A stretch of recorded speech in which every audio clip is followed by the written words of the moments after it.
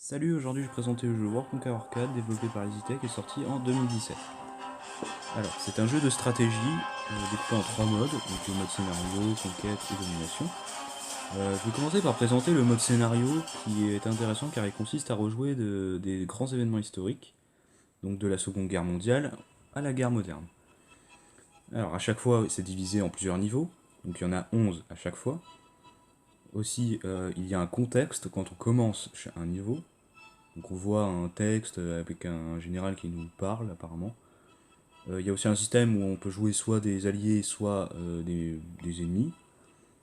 Il y a aussi un dialogue quand on commence l'émission. Mais là, on arrive devant un des plus gros problèmes du jeu, c'est qu'on difficulté. Car le jeu, on s'en rend très vite compte, il y a une difficulté qui est juste énorme. Car il faut payer des bonus, il y a un nombre de tours limité en plus dans les niveaux, 32 tours là par exemple. Mais surtout, on combat des ennemis qui sont 10 fois plus forts que vous, à moins de évidemment payer des bonus dans la boutique, ou alors d'apprendre le pattern des ennemis par cœur, donc autant dire quasiment impossible. Parce que le jeu vous désavantage exprès pour que vous puissiez aller acheter dans la boutique des trucs. C'est quand même abusé, je trouve, d'obliger les gens à payer. Alors il y a aussi un racing mode, que j'ai jamais compris à quoi il servait, puisqu'il consiste simplement à jouer les Américains pour combattre les Allemands. Alors on commence oui avec beaucoup d'argent, des bonus et tout ça, mais le jeu reste au final pareil que le mode scénario, hein. C'est exactement pareil. C'est tout aussi dur, vous allez finir par perdre en fait à cause du temps. Là oui vous avez 50 tours, ok, mais ça reste très dur quand même. Alors sinon j'avais parlé aussi du mode domination, qui consiste du coup à jouer des missions. Donc ça peut se faire de manière. Donc c'est des missions qui sont journalières ou des missions qu'on nous propose comme ça. Donc ces missions peuvent aller du très dur ou alors du très facile au très dur, hein. Ça dépend. Mais bon, c'est sûr c'est pas comme un Heart of Iron 4, évidemment c'est pas aussi poussé. Quand on y pense, c'est quand même assez logique, hein. Mais ça. Voilà, il y a quand même quelque chose. Bon, on fait juste des missions qui nous sont données comme ça, c'est pas très compliqué en fait. Là par exemple je vais faire la première mission de ça par exemple, de Moscou. Donc la première évidemment c'est pour la débloquer, donc c'est très facile, hein. Donc, voilà, donc le mode domination se présente sous cette forme. On pose notre armée qu'on a construit au préalable, hein, évidemment. On doit la construire grâce aux ressources qu'on gagne. Donc voilà, le jeu se présente comme ça, on contrôle nos divisions comme ça, de cette manière, on tire dessus, bref. Le gameplay du jeu est principalement comme ça. Là par exemple ma mission c'est de garder mon général en vie et de détruire les deux autres généraux adverses pour gagner du coup une récompense. Donc voilà, on déplace nos divisions de case en case, il y a aussi un mode de retour, vous voyez, le bouton là. Un bouton arrière. Il y a aussi, bon, évidemment, on n'est pas obligé de prendre les villes, ça c'est quand même un peu bizarre. On doit juste détruire les deux premiers généraux là. Voilà, donc il y a aussi ça, évidemment, quand on appuie sur passer le tour. Alors je vais accélérer parce que c'est pas très intéressant à regarder, hein, évidemment, c'est le gameplay. C'est principalement ça, donc, tout le long du jeu. Donc voilà, il n'y a pas grand chose à dire en fait, hein, c'est juste on déplace nos divisions, on tire dessus, puis on essaie de détruire à tout prix les ennemis. Donc là par exemple j'ai gagné. Alors j'ai gagné que 25 médailles, hein, donc dans ce jeu c'est ridicule.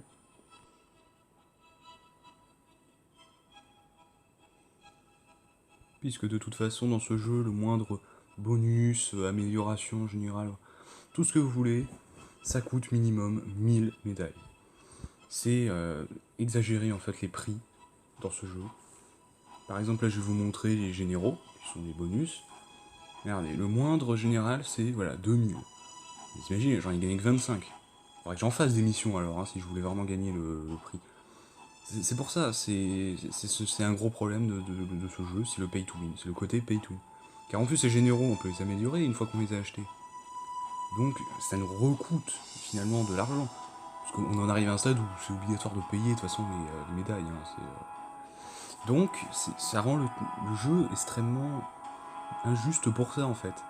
C'est déséquilibré parce que vous n'avez pas acheté de bonus. C'est en plus, voilà, on peut gagner des trucs, des bonus, on peut même réparer nos armées qu'on a détruites dans le mode domination. Alors ça c'est incroyable parce qu'en fait c'est pareil, c'est des ressources qu'on est obligé de gagner, tout ça. Donc on les dépense alors qu'on vient de les gagner. Alors ça coûte pas des médailles mais bon. En plus avec ce niveau d'HQ on débloque même pas tout dès le début.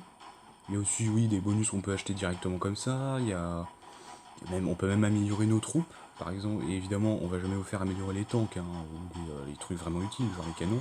Non, on va faire améliorer par exemple, je sais pas moi, les avions, ou les bunkers, les canons anti-aériens, voire même les missiles.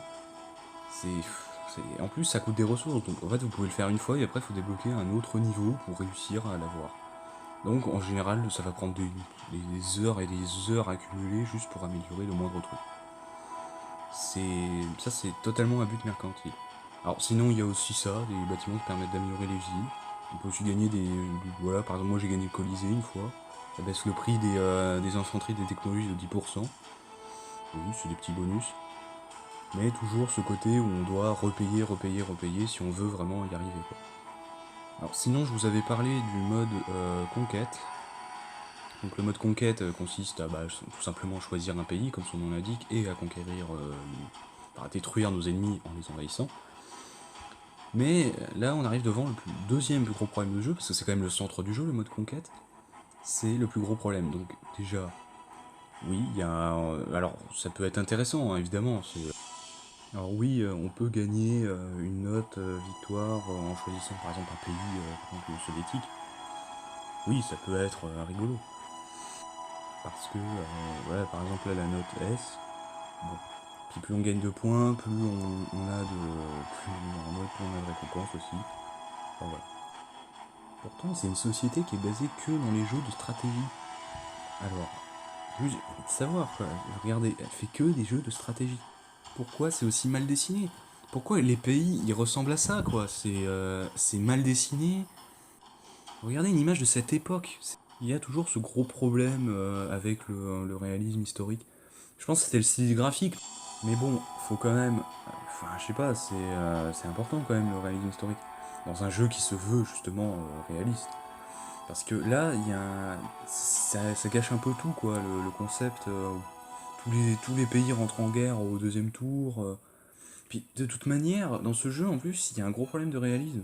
Car la gestion des pays et tout se résume juste à déclarer la guerre aux pays neutres et à simplement donner de l'argent aux pays alliés, en fait. C'est tout ce qu'on peut faire en termes de gestion des autres pays.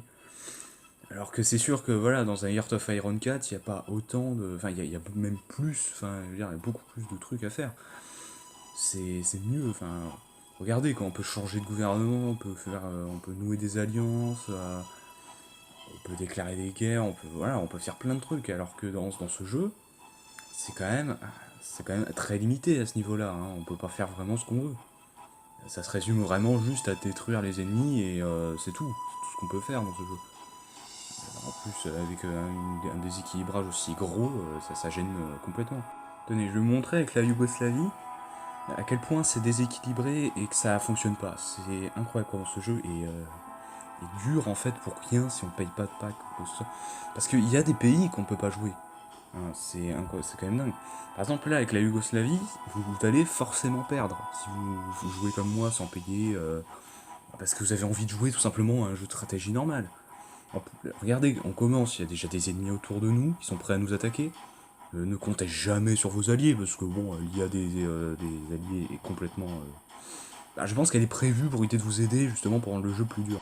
Et c'est pas normal qu'un jeu fasse en sorte d'être plus dur avec une IA aussi mauvaise. Ils font exprès de faire une IA mauvaise. Vous avez jamais vu ça. Puis regardez la différence de dégâts quoi. Les ennemis font 10 fois plus mal que vous. Vous perdez de la vie super vite. Vous gagnez surtout pas assez d'argent hein, parce que là vous êtes vraiment dans le cas de, vous gagnez pas assez d'argent. Avec ces pays-là, en fait, vous gagnez pas du tout suffisamment. Regardez, je peux juste faire un camion. Voilà, les divisions que je peux faire, c'est les divisions les plus pourries possibles, parce que je peux juste faire un tank au début, puis c'est fini. Voilà, c'est ça le jeu, quoi. C'est rendre le jeu ultra dur pour rien, tout ça parce qu'on n'a pas payé de pack, c'est un pay to win. Ça gâche complètement le plaisir du jeu, toi. Ce jeu en soi, il est très bien. Et regardez, on vient vite cerner, là j'ai pas gagné assez d'argent, je peux juste me prendre l'édition de base. Et regardez à quoi ressemble la fin de ma partie. La fin de ma partie, c'est ça quoi. J'étais cerné, j'avais pas gagné assez d'argent pour me payer ne serait-ce que les divisions de base, donc j'étais condamné à mourir. Condamné à la défaite. Avec ce pays, de toute façon, c'est ça. De toute façon, vous allez forcément perdre très vite. Et c'est ça avec aussi les autres pays, comme par exemple les Pays-Bas, la Belgique, la Pologne, non même pas la Pologne, mais plutôt le Danemark, tout ça. Au bout de 5 tours, vous allez perdre. C'est absolument ridicule. Et pourtant, c'est pas le pire, hein, parce que il y a quand même l'Union soviétique. Pourtant, c'est géant. Mais vous commencez déjà, vous êtes en guerre contre tout le monde, et puis en plus, il y a un gros problème historique, donc il y a la Finlande qui est en guerre contre vous. En plus, la Sibérie, alors là, la Sibérie, c'est indéfendable, vous n'allez jamais réussir à la défendre, parce que le Japon est juste plus boosté que vous, en fait. Et puis en Sibérie, vous avez que des villes misérables qui sont pas du tout améliorées. Et vous pourrez pas les améliorer à temps, vous allez forcément vous faire rouler dessus par le Japon, et tant pis, vous allez vous faire envahir en Sibérie très vite par un rouleau compresseur qui est le Japon, quoi. Littéralement, c'est ça que j'en vois, hein, c'est que le Japon dans ce jeu est juste boosté comme il n'est pas permis. Il n'y a que 2 bonus, c'est des bonus ridicules. Et voilà, vous allez forcément vous faire envahir jusqu'à peu près Moscou, et puis le reste, ce sera l'Allemagne et tout ça qui va vous envahir. Parce que vous êtes en guerre contre le monde entier quasiment dès le début. Et pourtant, l'Union soviétique, c'est pas le pire. Le pire, c'est la Pologne. Vous commencez, vous êtes en guerre, oui c'est logique en 1939, mais pourquoi contre des bonus aussi abusés? Genre les mecs sont boostés, l'Allemagne, ils ont direct les tanks les plus puissants du jeu. Ça c'est les tanks les plus puissants du jeu, et le jeu ne laisse aucune chance à la Pologne de s'en sortir. C'est pour ça, c'est idiot de faire ça, c'est de rendre le jeu aussi complexe pour rien, juste pour nous pousser à acheter des bonus pour nous booster quoi. On en est là, voilà, c'est ridicule. Alors que par exemple avec la Hongrie, si on regarde bien, c'est un des rares pays où on peut jouer à peu près quoi. Et on peut gagner. C'est les seuls pays en tout cas où j'ai gagné, hein, les 3 pays là. Regardez, hop, et vous allez voir à quel point le jeu est un peu étrange au niveau de la stratégie quand même, parce que là, tout ce que vous allez faire avec ces pays-là, c'est vous allez établir vraiment des stratégies pour voler les villes de vos alliés, vous allez attendre que vos alliés fassent tout le boulot, et vous allez essayer de leur voler le territoire, et surtout établir des stratégies pour éviter que eux vous le volent. Parce que oui, il n'y a pas de traité, tout ça. Non, c'est vraiment, vous prenez le territoire, c'est tout. Donc là, c'est vraiment chacun pour soi, quoi, en fait. Hein. Vos alliés, vous en avez rien à foutre. C'est quand même triste, quoi. Alors oui, vous allez faire que ça. Au début, il y a juste la Pologne qui cherche réellement à vous nuire. Mais en fait, vous êtes aidé par la Roumanie, que vous allez jamais aider, hein, de toute façon. Regardez, j'arrive à voler le territoire. Alors aussi, oui, il y avait un truc dont j'avais pas parlé, c'était les forêts sur le terrain, les forêts, les montagnes et tout ça. Ça baisse de quelques pourcents la puissance de vos trucs, de vos divisions. Mais comme il y en a partout, ça revient à être constamment en malus en fait. Mais bon. Alors sinon, il y avait aussi l'ordinateur. Alors ça, l'ordinateur, c'est magique pour ça, c'est qu'en fait, il est... déjà, je comprends pas l'intérêt d'un ordinateur qui fait le jeu à votre place en fait, dans le principe. C'est pas très utile, enfin je sais pas, je comprends pas moi l'intérêt. Il est pas là, enfin je veux dire le jeu fait le joue à votre place.